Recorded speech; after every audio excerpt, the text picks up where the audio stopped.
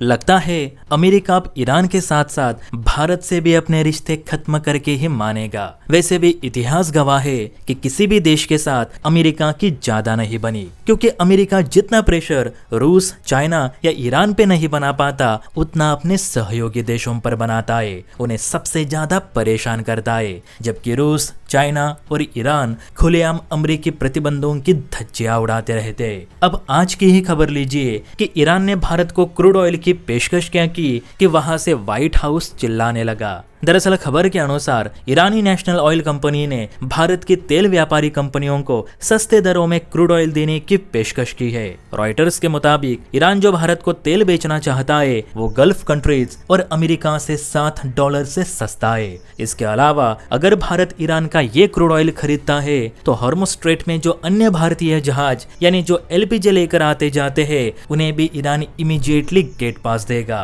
अब ईरान भारत को ये ऑफर इसलिए दे रहा है क्योंकि हाल के दिनों में सभी देशों की रिक्वेस्ट पर ईरान को 60 दिन की छूट दी गई है, यानी 21 अगस्त तक ईरान अपने पेट्रोकेमिकल और पेट्रोलियम उत्पादों को बाहरी देशों को बेच सकता है और एक कानूनी रूप से वैध भी है, क्योंकि दुनिया के सभी देशों ने इस पर अपनी सहमति दिखाई है। अब इसी के अंतर्गत ईरान पहले कस्टमर के तौर पर भारत को अपना तेल बेचना चाहता है, क्योंकि भारत अन्य देशों के मुकाबले काफी ज्यादा मात्रा में तेल की खरीद करता है। प्लस भारत ईरान के नजदीक भी है, जिससे ट्रांसपोर्टेशन का खर्चा भी कम आता है। यही कारण है कि ईरान गल्फ कंट्रीज के मुकाबले काफी सस्ते दरों में भारत को तेल बेचना चाहता है, लेकिन ये अमेरिका से देखा नहीं जा रहा। दरअसल जैसे ही ईरान ने भारत को ऑफर दी कि वो अन्य देशों के मुकाबले भारत को सस्ते दरों में तेल बेचेगा, तो वहां व्हाइट हाउस के डिप्टी चीफ ने भारत को धमकी देना शुरू कर दी। व्हाइट हाउस के डिप्टी चीफ डैन स्कैविनो ने भारत को तीखे लफ्जों में चेतावनी दी है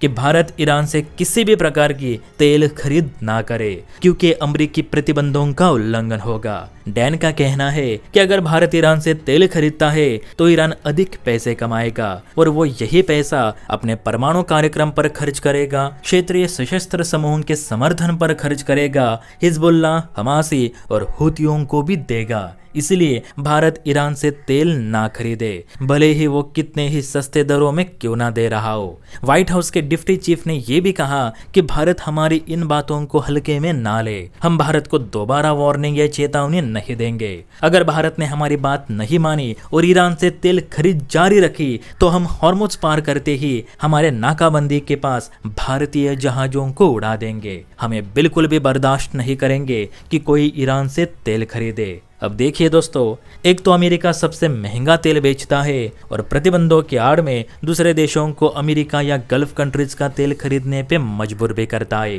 रही बात आतंकी सपोर्ट की, तो अमेरिका खुद पाकिस्तान के दर्जनों आतंकी समूहों को सपोर्ट करता है, उन्हें फंड मुहैया करता है, इवन लेटेस्ट हथियार भी। आप देख सकते हैं कि आजकल कश्मीर में सेना जिन भी आतंकियों को मार रही है उनके पास मेड इन पाकिस्तान या मेड इन चाइना से ज्यादा मेड इन यूएसए वेपन्स ज्यादा मिलते हैं। तो ये हथियार इन आतंकियों को कौन दे रहा है, कभी सोचा है आपने? और यहाँ व्हाइट हाउस के डिप्टी चीफ ये कह रहे कि भारत ईरान से तेल खरीदकर आतंकवाद को सपोर्ट ना करे। अब आप ही बताना, इस दुनिया में असल में आतंकवाद को सपोर्ट कौन करता है? कमेंट जरूर करें। जय हिंद।